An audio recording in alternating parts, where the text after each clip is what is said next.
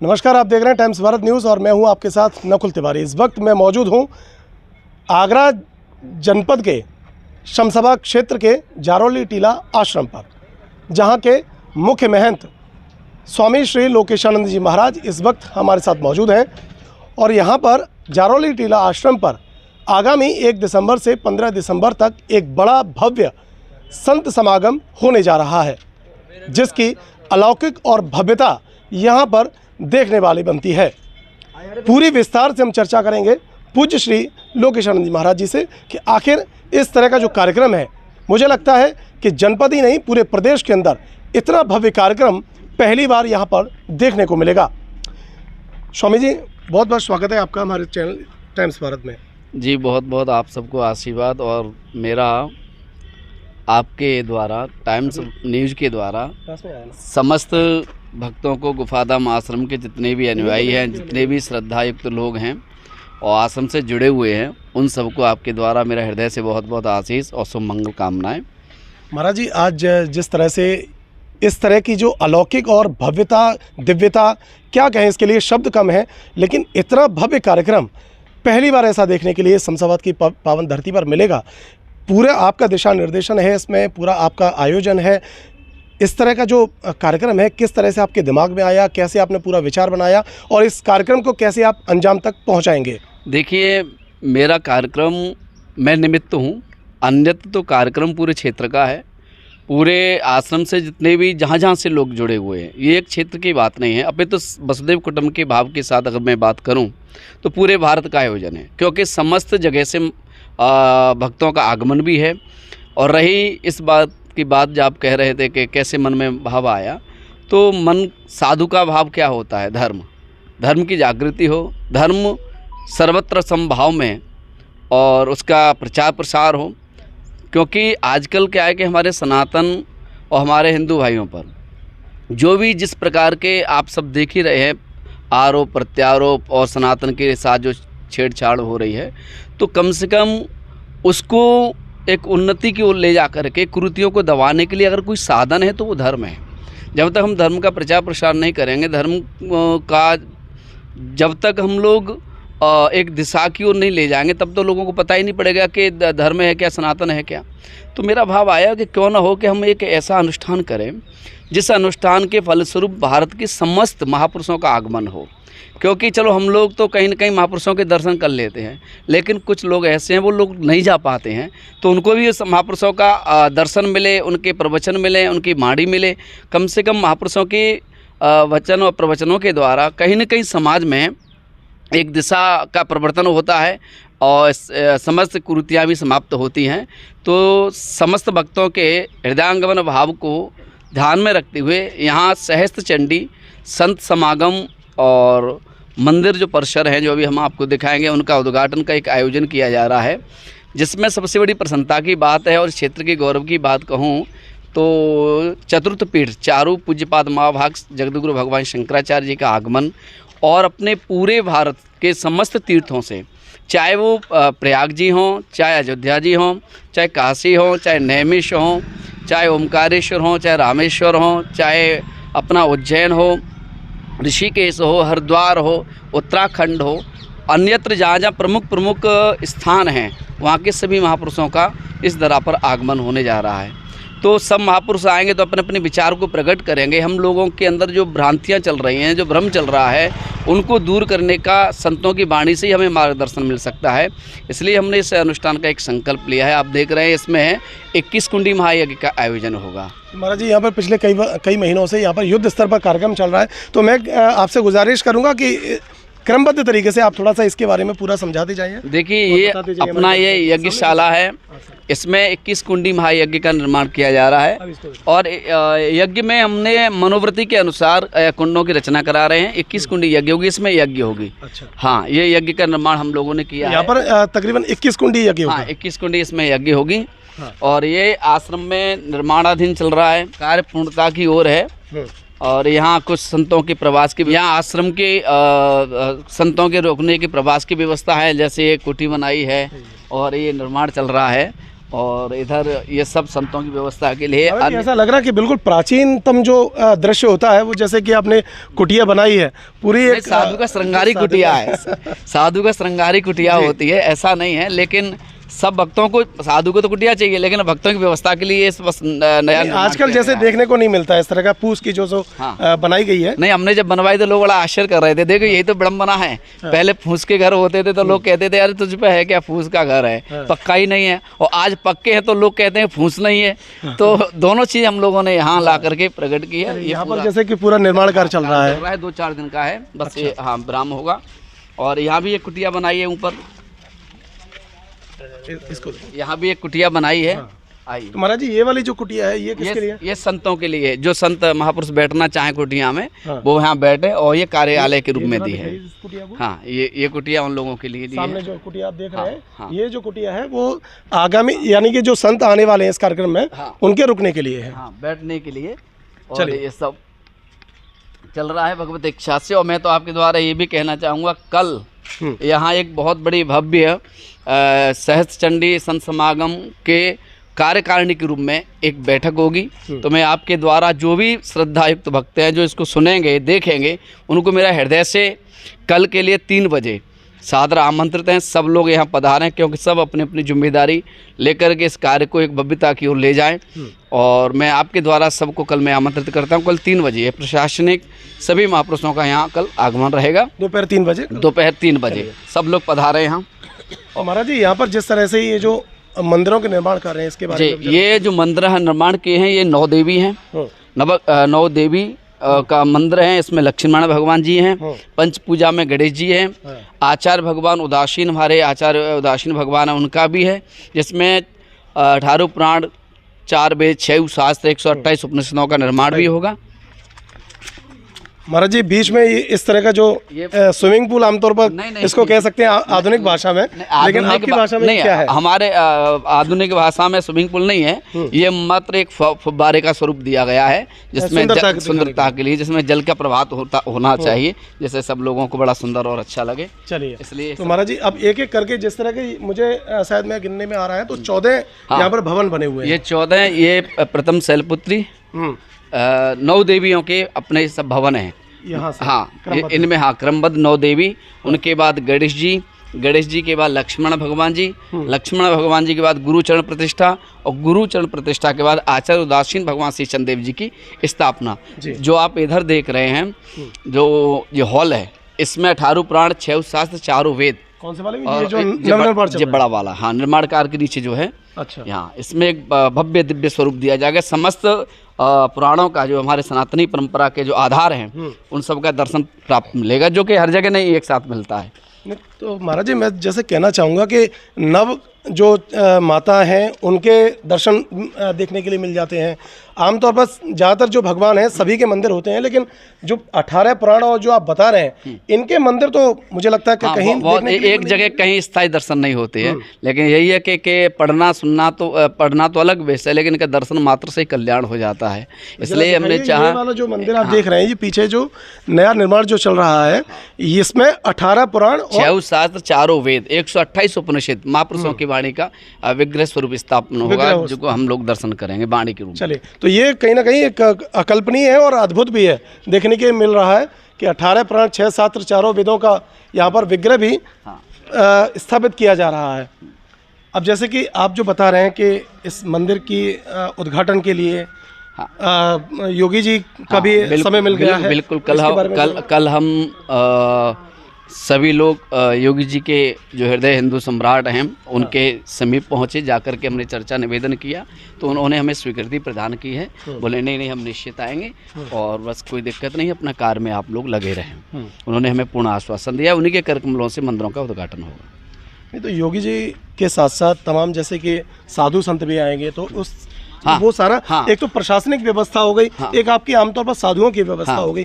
ये पूरी जो इतनी बड़ी व्यवस्था है वो आप कैसे मैनेज कर पाएंगे? देखिए, मैं मैनेज करने वाला नहीं हूँ, करने वाला क्षेत्र है। इसलिए तो कल की मीटिंग रखी जा रही है कि सब लोग, कल प्रशासनिक व्यवस्था भी रहेगी और सब संतों का आगमन। लेकिन इन सब में एक और प्रसन्नता की बात है जी, जैसे हम लोग अपने पुराणों में शास्त्रों में पढ़ते थे कि फलाने मठ की स्थापना पूज्यपाद महाभाग जगतगुरु शंकराचार्य ने की, तो ऐसे ही अपने इस अद्भुत जगह पर ये हमें सौभाग्य मिल रहा है क्योंकि हमारे पूज्यपाद महाभाग जगतगुरु शारदा द्वारका शारदापीठ स्वामी सदानंद जी महाराज का आगमन 5 दिसंबर को हो रहा है। 6 दिसंबर को स्थापना होगी। मैं क्रम के रूप में बताऊं, 1 दिसंबर को भव्य दिव्य रथ यात्रा है, बहुत देखने लायक, जिसमें अलग अलग 31 बग्घी 1 दिसंबर को 1 दिसंबर को रथ यात्रा होगी। हाँ। जो भ्रमण करेगी पूरे नगर में, जिसमें 31 बग्घी है, 15 प्लेटफार्म है, 8 ऊँट है, 8 घोड़ा है और तुम्हारे 5100 कलश हैं, 8 बैंड है, 8 तोपें, जिनमें समस्त भारत के प्रमुख संत विराजमान रहेंगे। और उसके बाद 5 दिन पूजन चलेगा और पूजन के बाद 6 दिसंबर को स्थापना होगी विग्रहों की।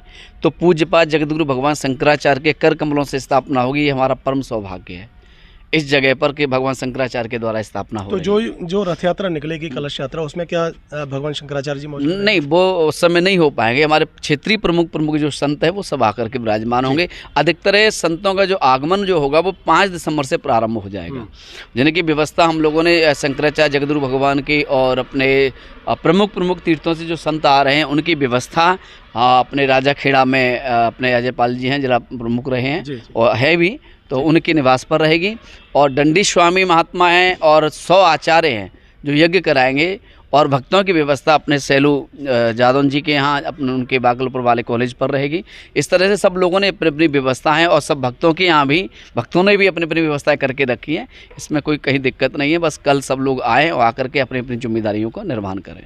तो महाराज जी, जैसे 5 तारीख से शंकराचार्य भगवान का आगमन शुरू हो जाएगा, तो यानी कि वो सेम डे ये चारों नहीं अलग मतलब अपने पूज्यपाद महाभाग 5 को आएंगे, 6 को स्थापना करके 6 को या तो शाम को जाएंगे, वो उन्होंने विनय करके उन्होंने हमें आशीर्वाद के रूप में कहा है, या फिर सुबह 7 को निकलेंगे। और उसके बाद फिर 8 को पूज्यपाद ज्योतिषमठ स्वामी महाभाग स्वामी अभिमुक्तेश्वरानंद जी भी पधारेंगे, वो 2 दिन रुकेंगे। उनके बाद श्रृंगेरी के स्वरूप में महाराज जी पधारेंगे। सब शंकराचार्य भगवान चारों को हमने अलग अलग स्वरूप में आमंत्रित किया है कि एक जगह एक समय पे हमारे लिए दिक्कत हो जाए। हम चाहते हैं कि हमारे कारण किसी महापुरुष का कोई किसी प्रकार की कष्ट ना हो। तो महाराज जी, जैसे कि रथ यात्रा जब होगी तो उसमें अनुमानित तकरीबन कितने लोगों के आने की संभावना अब देखिए देख पा रहे हैं? अनुमानित तो आप लोग जानते ही हैं कि 5100 कलश हैं, 5100 तो बेनिफिट सीधी हो गई। 5100 कम से कम यात्रा उस दिन मेरे हिसाब से होना चाहिए तो 10,000 11,000 या जितना भी, अनुमानित नहीं कहते, श्रद्धा का कोई अनुमान नहीं होता, जितने भी लोग आ जाएं वो सब स्वीकार, लेकिन फिर भी 10 हज़ारों की संख्या में व्यवस्था रहेगी। तो आमंत्रण यानी कि सभी को दिया गया? हाँ बिल्कुल, सबको दिया जा रहा है। सबसे कह रहे हैं कि भाई सब लोग आएँ। ये कोई व्यक्तिगत कार्यक्रम नहीं है, व्यक्तिगत आयोजन नहीं है, ये समस्त क्षेत्र का आयोजन है, आप सबका आयोजन है। इसमें मैं पुनः कहूँगा कि आपके द्वारा कोई व्यक्ति यही नहीं सोचे कि महाराज जी ने हमसे नहीं कहा। देखो, आप जानते हैं जब आपके घर में विवाह हो इत्यादि हो तो कितनी बड़ी जिम्मेदारियाँ होती हैं। तो ये तो आपका क्षेत्र इतना बड़ा आयोजन है कि मैं हर के पास नहीं जा सकता, क्योंकि ना मैं पहुंच सकता हूं। तो मैं आपके द्वारा और समाचार प्रसार के द्वारा, मीडिया के द्वारा मैं निवेदन के रूप में कह रहा हूं कि कोई ये नहीं सोचे कि महाराज जी हमारे यहाँ नहीं आए। मैं हृदय से सबका सम्मान कर रहा हूं, हृदय को सबसे सादर आमंत्रित कर रहा हूं। सब लोग पधारें, कहीं किसी के लिए कोई रुकावट वाली बात नहीं है। महाराज जी, न केवल शमशाबाद क्षेत्र में या आगरा में बल्कि पूरे देश भर में इस समय सनातन की ध्वजा को लेकर तमाम संत आगे आ गए हैं। चूँकि जैसे कि अभी हाल ही में कुछ दिनों पहले ही, 2-4 दिन पहले ही, देवकी नंदन ठाकुर जी ने भी एक धर्म सभा का आयोजन किया दिल्ली में। तो वहाँ भी एक बहुत बड़ा आयोजन किया गया सनातन को लेकर, सनातन की ध्वजा को लेकर, और एक बहुत बड़ा आयोजन था। तो उधर आपका भी इधर एक बहुत बड़ा एक सनातन को लेकर आयोजन है। तो क्या कहना चाहते हैं कि पहले के समय में और आज के समय में कितना? नहीं, पहले के समय में आज के समय में कोई वो अलग बात नहीं है, लेकिन थोड़ा सा जो भ्रम है, जो पहले के समय में हम सब लोग तब भी सनातन था, आज भी सनातन है और आज में भी सनातन रहेगा। इसमें कहीं कोई वो तो है नहीं कि साहब आज सनातन समाप्त हो जाएगा। लेकिन पहले क्या है, पहले सनातन पे इस तरह के भ्रम इत्यादि मायाजाल जो कहते हैं, जो हिंदुओं को बांटने का काम कर रहे हैं, भ्रमित करने का काम कर रहे हैं, तोड़ने का काम कर रहे हैं, ये जो प्रचलन चल रहा था वो पहले नहीं था। ये अब आकर के कलयुग का प्रभाव मानेंगे हम तो इसको। इसके द्वारा सब अपनत्व को उठाना चाहते हैं, अपने अपने को एक रूप देना चाहते हैं, तो जिसमें हमारा सनातन से जुड़ी हुई जो आस्था है वो कमज़ोर होती जा रही है। इसलिए सनातन की आस्था कमज़ोर ना हो, हम अपने मूलभूत स्वरूप को जानें। हमारा अधिकार आपसे, हमारे ईश्वर, हमारे इष्ट, हमारे परमात्मा ईश्वर हैं, और तो कोई नहीं है। हम उन्हीं के बल पे रह रहे हैं। आज हमने परिवार का त्याग किया, घर का त्याग किया, सुख सुविधाओं का त्याग किया, तो किसके लिए किया? ईश्वर के लिए किया। आज हम जहाँ हमें शांति मंदिरों में मिलती है, जहाँ हमें शांति तीर्थों में मिलती है, जब भक्ति भी विचलित हुई तो भक्ति ने भी वृंदावन का सहारा लिया, तीर्थ का सहारा लिया, तब आकर के कोई न कोई सदगुरु मिला। जब हमारे सनातन पे इस प्रकार के ताराघात हो रहे हैं तो लोग भ्रमित हो रहे हैं, अपने मूलभूत स्वरूप को त्याग करके अन्यत्र लोगों की शरण में जा रहे हैं। तो हम सबका ये कहना कि बाप तो हमारा बाप है, सनातन हमारा बाप है, हमारा सब कुछ है। एक बहुत बड़ा बड़ वृक्ष है, विशाल एक काया है जिसके तले हम सब लोग रह रहे हैं। तो कम से कम हम अपने आप को तो पहचाने, हम अपने आप के मूल आधार को तो पहचाने। हम अपने आप का त्याग क्यों कर रहे हैं? अपने धर्म का त्याग क्यों कर रहे हैं? जो सुनने वाला जो हमारा सनातन है वो और कोई नहीं हो सकता। जो अधिकार पिता पर होता है वो एक बार चाचा के लिए नहीं हो सकता, या सगे संबंधियों पे नहीं हो सकता। अधिकार सिद्ध अगर है तो वो हमारा सनातन है। तो हम तो अधिकार की बात कर रहे हैं। जैसे एक वक्फ बोर्ड है, जहाँ उनकी बोर्ड लगा दिया वही उनकी वो हो गई। और वक्फ बोर्ड का क्या अर्थ है, क्या मतलब है? एक बात बताओ। तो हमारा भी बोर्ड बनना चाहिए ना, सनातन का भी बनना चाहिए ना। हाँ बिल्कुल बनना चाहिए। जब वो बना रहे तो हमारा भी बनना चाहिए ना। तो हम लोगों को गुमराह कर रहे हैं। मतलब जहाँ तुम अपना ला करके स्तंभ लगा दो वो तुम्हारा वक्फ बोर्ड हो गया, और जहाँ मंदिर की जगह के लिए अगर हम अपील करें कि वहाँ जा करके आरती पूजा हो तो आप लोग विरोध में आ जाते हो। ऐसा क्यों? एक देश, एक कानून, भारत राम का है, राम कण कण में विराजमान है। उस राम के कड़कड़ के भाव में दो प्रकार की वृत्तियाँ जो चल रही हैं, जिसको सनातन को विचलित करने का जो कुछ अधर्मी लोग हैं, पाखंडी लोग हैं, जो पूरा प्रयोग कर रहे हैं, तो उनसे बचाने के लिए अपने भाइयों के लिए सब लड़ते हैं। तो साधु भी अपने के लिए लड़ रहा है, दूसरों के लिए नहीं लड़ रहा। इसलिए धर्म यज्ञ का हम लोग आयोजन करते रहते हैं। महाराज, जैसे कि तमाम जो विपक्ष के लोग हैं, चाहे वो हिंदू धर्म के ही मान के चलिए, या फिर अन्य उसमें धर्म में हो, जाति में हो, तमाम लोग हैं, वो कह रहे हैं कि अब जो आज की जो साधु हैं या संत हैं वो सनातन के ठेकेदार बन गए। नहीं, ऐसा यानी कि सनातन के धर्म को अब एक छत्र के नीचे लाकर हम उसके ठेकेदार बन रहे हैं और वो हिंदुओं को जगाने का काम कर रहे हैं। ये लोग मूर्ख हैं, इनको पता ही क्या है, साधु तो धर्म का ठेकेदार होता ही है। इसमें दोहरा है क्या है? ठेकेदार होता है। हाँ बिल्कुल है। धर्म का प्रचार कौन करता है? साधु ने किया है। कभी अधर्मियों ने किया क्या? अत्याचारियों ने किया क्या? किसने किया? साधुओं ने किया। और उस धर्म के प्रचार के लिए अपना सर्व सुख त्याग करके और धर्म के लिए नौछावर हुए तो साधु हुए हैं ना। आज धर्म की कहीं बात आती है तो साधु लड़ते हैं। जो विरोध कर रहे हैं वो कभी राम मंदिर की लड़ाई लड़ी क्या उन्होंने? कौन मरा उसमें? साधु ही तो मरे। किन पर लाठियां चली? साधुओं पर तो चली। तो धर्म का अगुवाई कौन होता है? साधु होता है। और ठेकेदार भी होना भी चाहिए। साधु ठेकेदार धर्म का स्वरूप नहीं होगा तो कौन होगा? वो करना चाहिए। हम तो कहते हैं कि समस्त भारत के संतों को एकजुट होकर के अपने धर्म की रक्षा के लिए अगर प्राण भी जाएं तो प्राण देने में संकोच नहीं करना चाहिए, क्योंकि जो अपने धर्म के लिए जीता है उसे सर्वोत्तम स्थान मिलता है। तो आपको लगता है कि धर्म इस समय खतरे में है? बिल्कुल है। धर्म खतरे में उन लोगों के कारण है जो भ्रम इत्यादि पैदा कर रहे हैं, जो लोगों को गुमराह कर रहे हैं। कहीं ना कहीं उनमें हम लोग भी दोषी है ना। हमारा हिंदू भी कहीं ना कहीं दोषी है, जो अपने लोलपकता के लिए, अपने चापलूसी के लिए, दूसरों के निजी स्वार्थ को करने के लिए है। अन्यथा शास्त्र उठाइए, जब धर्म खतरे में आया है तब तक संत तो आगे आए हैं। कौन आया है? तो इसमें संत गलत क्या कर रहे हैं? संत तो है ही ठेकेदार। महाराज जी, योगी जी ने का नारा दिया था, बटेंगे तो कटेंगे। कितने सहमत हैं आप इससे? पूरा सहमत है। और योगी जी ने ये तो नहीं कहा कि हिंदू बटेंगे कटेंगे, कि मुसलमान बटेंगे कटेंगे। उनके भाषण में समरसता है, समानता है, जाति भेद तो का उल्लेखन तो नहीं किया। अब राजनीतिक लोग हैं, वो किस एंगल से देख रहे हैं, जैसी जिसकी दृष्टि वैसी दृष्टि। नहीं, अब साधु किस रूप से देख रहे हैं? मैं तो आपकी बात। हाँ नहीं, अब मेरी बात करें तो हम सही देख रहे हैं ना। हमें बटना नहीं चाहिए, हमें दूसरों गुमराह में नहीं आना चाहिए, भ्रम में नहीं आना चाहिए। नहीं, बटेंगे तो कटेंगे, इसका दो रूप लगाए जा सकते हैं। या तो हिंदू आपस में बटेंगे तो कटेंगे, या फिर धर्म के रूप में अलग अलग देखेंगे, हिंदू मुस्लिम सिख ईसाई या जितने भी धर्म है वो आपस में। दोनों पहलू सही है, लेकिन ये देश का निर्माण तो सभी लोगों को मिलाकर होता है। हाँ नहीं, निर्माण होता है, निर्माण के लिए हमने कब किया है, लेकिन निर्माण के कर्ता में धर्म का ही तो पहला स्थान है। कम से कम उसके लिए तो एकजुट रहो। अगर आप एक पिता के 4 बालक हैं मान लीजिएगा, और उस पिता पर कोई अत्याचार करे और तीनों बालक आकर के तालियां ठोकें, तो क्या उस पिता का गौरव है? नहीं। गौरव तो जब है कि उसके चारों पुत्र उसके लिए रक्षा के लिए खड़े हो जाए, तो बात वो है। और ये तो अपना अपना दृष्टिकोण है, कौन किस तरह से देखना चाह रहा है। इस बात में मुझे एक बात याद आती है, महाराज एक नाथ जी महाराज ने एक बार सुंदरकांड का पाठ किया, और सुंदरकांड के पाठ में उन्होंने कहा जिस जगह माता जानकी सुख वाटिका में बैठी थी वहाँ सफ़ेद फूल थे। तो हनुमान जी ने इसका विरोध किया, बोले सफ़ेद फूल थे नहीं, लाल फूल थे। बोले नहीं सफ़ेद फूल थे। बोले तो निर्णय कौन करे? बोले राम जी के पास चलो। तो राम जी के पास गए, राम जी ने कहा कहो मान भाव आप पधारे हैं तो क्या कारण है? बोले कारण कुछ नहीं है कि एक नाथ जी महाराज कह रहे थे कि जहाँ माता जानकी जी अभी नहीं को देखो जिस अशोक वट वृक्ष में बैठी थी लंका के अंदर, वहाँ सफ़ेद फूल थे और मैं कह रहा हूँ वो लाल हैं।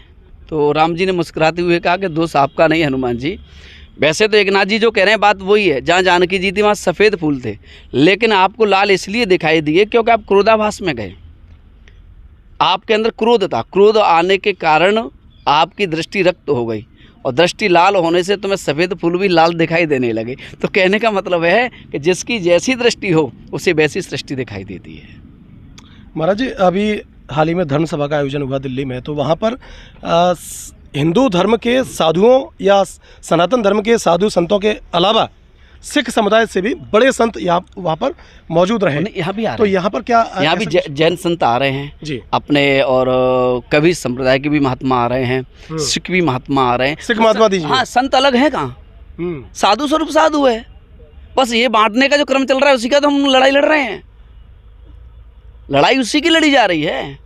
लड़ाई लड़ी किसकी जा रही? साधु तो साधु है, उसमें ये संप्रदाय अलग हैं, लेकिन मार्ग अलग अलग हो सकते हैं। जैसे हमें आगरा जाना है तो आगरा कितने मार्ग हैं? मार्ग तो बहुत हैं, लेकिन केंद्र आगरा है। तो उस सनातन धर्म की ध्वजवाहक के स्वरूप में संतों का मार्ग अलग अलग हो सकता है, लेकिन स्तंभ एक ही है, वो है सनातन। और उसके लिए हम सब एकजुट हैं। इसमें मतभेद होने की कोई आवश्यकता नहीं है कि वो सिख है या वो जैनी है या वो कबीर है या वो है, ऐसा कुछ भी नहीं है। हमारे सनातन ने और हमारे स्तंभ धर्म ने कभी किसी को महाराज अलग स्वरूप में नहीं देखा, हम सब साधु एक हैं। तो महाराज जी सनातन के कुठाराघात करने के लिए या सनातन के मार्ग में जो बाधक है सबसे बड़ा, आप किसको देखते हैं? देखिए, चाहे वो राजनीतिक रूप से हो या फिर अन्य सामाजिक रूप नहीं, से हो? बाधक कौन है आप अच्छी तरह जानते हैं। हमारी भारत की प्रजा भोली भाली है, हमारी जो भावनाओं को कुचल रहा है, हमारे भावनाओं का जो दुरुपयोग कर रहा है षड्यंत्रों तहत, चाहे वो कोई भी हो, हम तो उसी को दोषी मानते हैं, चाहे कोई भी हो, जो हमारे सनातन के लिए और कुठाराघात लेकर के, क्योंकि हिंदुओं की ताकत सनातन है। हिंदुओं की ताकत सनातन है, मंत्रों की ताकत ब्राह्मण है। तो बाहर के विदेशी आक्रमणों ने क्या किया था? पहले सनातन अपनी संस्कृति पर तो प्रहार किए थे, हैं? क्योंकि संस्कृति और सनातन का जहाँ बिखराव हो जाएगा वो हिंदुत्व ही अपने आप टूट जाएगा। तो ये तो विदेशी ताकत हैं जो काम कर रही हैं, उनमें जयचंद अपने बहुत हैं, वो उसका प्रयोग कर रहे हैं बस। तो जयचंदों की वजह से ये सब हाँ बिल्कुल हो रहा है। स्वाभाविक है। अगर जैसे कि बटेंगे तो कटेंगे, इस चर्चा में मैं दोबारा से आपको शामिल करूं तो आपका मानना ये है कि आपस में हमें बंटना नहीं है। हाँ, और सनातन के लिए एक छत्र में खड़े होकर रहना है। लेकिन जब हम लोकतांत्रिक रूप से अगर हम देखेंगे, कोई भी बच्चा सरकारी फॉर्म भरता है या नौकरी पाने के लिए किसी अन्य व्यवस्थाओं में जाना चाहता है, तो वहाँ पर फॉर्म में भी एक अलग अलग जाति का कॉलम दिया गया होता है, ये ब्राह्मण, ये सामान्य, ये ओबीसी, ये बीसी या एससी, जो भी है। तो ये जो बांटने का काम है सरकार कह रही है, यानी कि नेता लोग कह रहे हैं कि बटेंगे तो कटेंगे, तो पर वहाँ पर क्यों नहीं एकत्रित किया जा रहा है? नहीं, तो नेताओं का तो काम ही यही है। कौन नेता कह रहा है? पता है तुम्हें कौन कह रहा है? सबको पता है। मेरे मुंह से क्यों कहलवा रहे हैं? जो देश को बांटता आया, काटता आया, वो कह रहे हैं। और कौन कह रहा है? देश को विभाजन करने वाला, काटने वाला वही तो है, वही तो कह रहे हैं। कौन कह रहा है? इसलिए इस बात पे मैं नहीं कहना चाहूँ। चलिए, तो महाराज जी ये जो पूरा ये परिसर बनाया गया है इसके बारे में जरा बताइए। ये जो परिसर है ये रैन बसेरा है जी। ये रैन बसेरा, यहाँ इसका आप देख रहे हैं, यहाँ एक गेट बनेगा। नहीं, ये जगह, इस जगह ये गेट बनेगा। इसमें नगरों का निर्माण होगा। इसमें नगर बनेंगे 12, ऐसे आनंद नगर है, प्रेम नगर है, भक्ति नगर है, और दुर्गा नगर है, कृष्ण नगर है, माधव नगर है। इस तरह के नगर होंगे जिसमें व्यवस्थापकों को कोई परेशानी ना हो। नगर बाई नगर उनको व्यवस्था दी जाएगी। ये रैन बसेरा की व्यवस्था है। इधर आप देख रहे हैं सत्संग हॉल है, ये वाला ये जो बड़ा वाला जो है वो सत्संग हॉल हो रहा है पूरा, जिसमें प्रवचन महापुरुषों की वाणी का सभी श्रद्धायुक्त भक्त लोग आनंद लेंगे। इधर हम लोगों ने भोजन के लिए व्यवस्था, रसोई भंडार, अन्नपूर्णा, अन्नपूर्णे सदा पूर्णे शंकर प्राण वल्लभे ज्ञान वैराग्य सिद्ध्यर्थम भिक्षाम देहि च पार्वती माता च पार्वती देवो पिता देवो महेश्वरः बांधवः शुभभक्त स्वदेशो भुवनत्रयम्।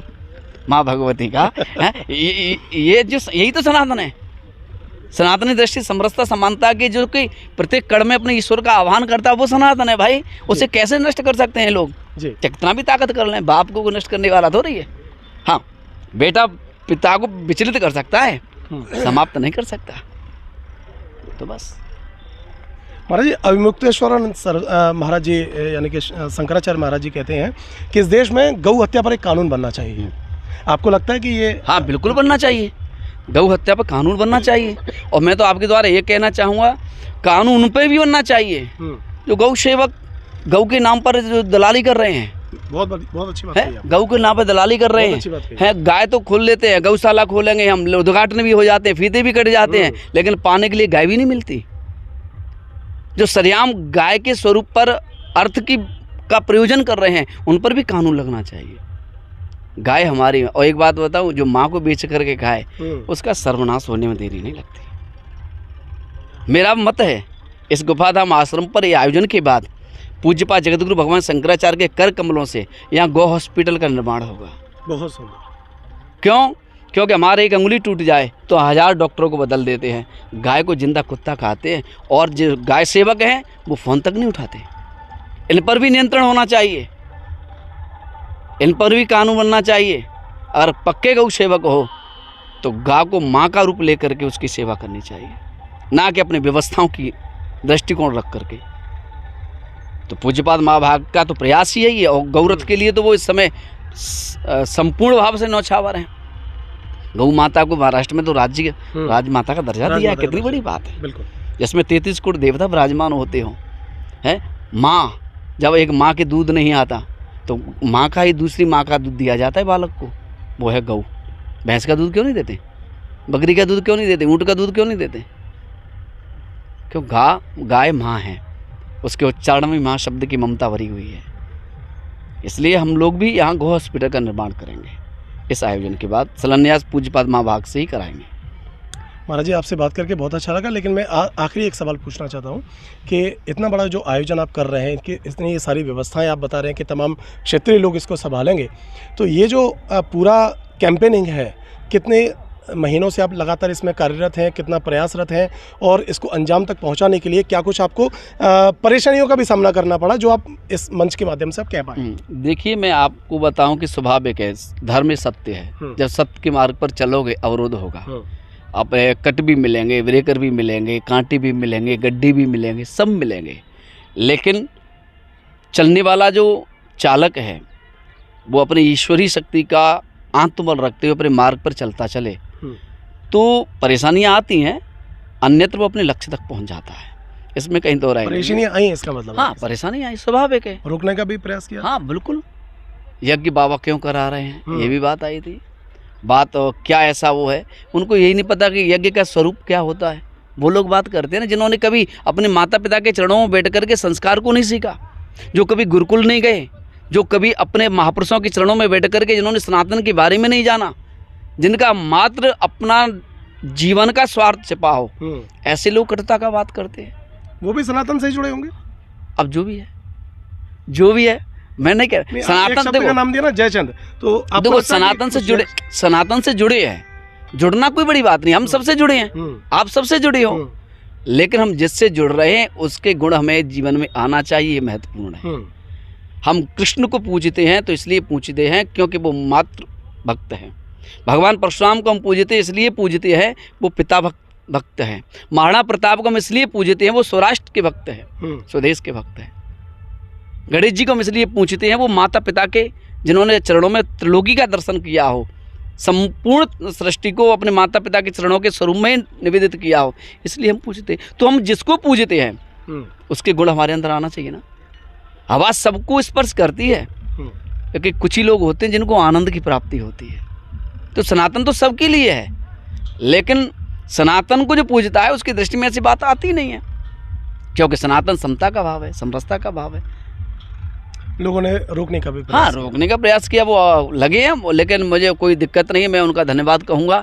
सर्वप्रथम मैं उन्हीं को बंदा हूँ, प्रथम महेश्वर चरणा मोहे जनित संशय सबहरना, वो ये भी आज उन्होंने कहा है। हो सकता है उनके इस भाव से मेरे आयोजन और जो क्षेत्र का भाव है वो उदित हो रहा हो और इस यज्ञ की बुलंदी उन्हीं लोगों के कारण हो, इसलिए मैं उनको धन्यवाद का पात्र करता हूँ। महाराज जी, क्षेत्रवासियों के लिए या देश के लिए कोई एक संदेश देना चाहते हो इस कार्यक्रम के विषय को? हाँ, बिल्कुल, मैं समस्त क्षेत्रवासियों से और पूरे देश से ये कहना चाहूँगा कि एकजुट होकर के हमें इन किन प्रकार हम अपने जीवन में चाहे जैसे भी जिए वो एक बात अलग है, लेकिन अपने धर्म की बात आए, अपने संस्कारों की बात आए, अपनी संस्कृति की बात आए, तो समस्त मतभेद भ्रम इत्यादि का त्याग करके हमें अपने लिए एकजुट होना चाहिए। और एकजुट रहेंगे तभी हमें आत्मबल मिलेगा, और जब आत्मबल मिलेगा तभी हम आगे के मार्ग की ओर बढ़ पाएंगे। इसलिए इसका उद्देश्य यही है कि समस्त लोग जो तीर्थों तक नहीं पहुंच पा रहे हैं, महापुरुषों तक नहीं पहुंच पा रहे हैं, यज्ञ उन्हें पता ही नहीं सहस्त्र चंडी क्या है, यज्ञ कहते किसे है, तो उस स्वरूप को जनाने के लिए ये महापुरुषों का यहाँ आगमन हो रहा है। कम से कम हम जिस परिवेश में रह रहे हैं उस परिवेश की हमें मूलभूत जानकारी होनी चाहिए, उसका ज्ञान होना चाहिए। तो लोगों को एक चेतना के रूप में ये धर्म का आयोजन हो रहा है, और मैं तो पुनः आपके द्वारा, टाइम्स भारत के द्वारा समस्त जो लोग सुनेंगे उन सब का मैं हृदय से इस पावन यज्ञ में निमंत्रण करता हूँ। ये नहीं सोचे कि महाराज जी मेरे पास नहीं आए, वहाँ नहीं आए, मैं पुनः कहूँगा मैं सबके पास हूँ। आप मुझे अपना मान रहे हैं तो मैं आपके पास हूँ। अब इस मंच के माध्यम से आप सबसे अपील करें। हाँ, मैं सबसे भारतवर्ष के समस्त धर्म प्रेमी श्रद्धायुक्त भक्तों को मैं गुफाधाम जारोली टीला अवधूत आश्रम के भाव में, तत्वार्थ में जो सहस्त्र चंडी संत समागम महायज्ञ का आयोजन होने जा रहा है 1 दिसंबर से 15 दिसंबर, उसके लिए मैं आप सबसे निवेदन करके कहता हूं कि 1 दिसंबर को रथ यात्रा में सब लोग अधिक से अधिक भाग लें, और उसके बाद इस पावन यज्ञ में महापुरुषों की वाणी सुनने में और दर्शन प्राप्त करने में आप सब लोग अधिक से अधिक संख्या में पधारें। मेरा आप सबको पुनः टाइम्स भारत की ओर से हृदय से सादर आमंत्रित है। बहुत बहुत शुक्रिया महाराज जी आपका। तो ये थे हमारे साथ गुफाधाम आश्रम जारोली टीला शमशाबाद के प्रमुख महंत श्री लोकेशानंद जी महाराज, जिन्होंने आज पूरे इस विषय को लेकर चर्चा की है कि 1 दिसंबर से लेकर 15 दिसंबर के बीच में जो भी इस महायज्ञ का आयोजन हो रहा है, संत समागम का आयोजन हो रहा है, बहुत बड़े स्तर पर हो रहा है। तो ज़्यादा से ज़्यादा संख्या में लोग यहाँ पर आएँ और इस महायज्ञ में अपना योगदान करें, यहाँ पर शामिल हों और धर्म ध्वजा यानी सनातन की ध्वजा को और ऊंचा उठाने का प्रयास करें। सभी लोग साथ मिलकर चलें, सभी लोग एक साथ मिलकर रहें, तो ज़्यादा से ज़्यादा इस महायज्ञ में शामिल हों। देखते रहिए टाइम्स भारत न्यूज़। नमस्कार।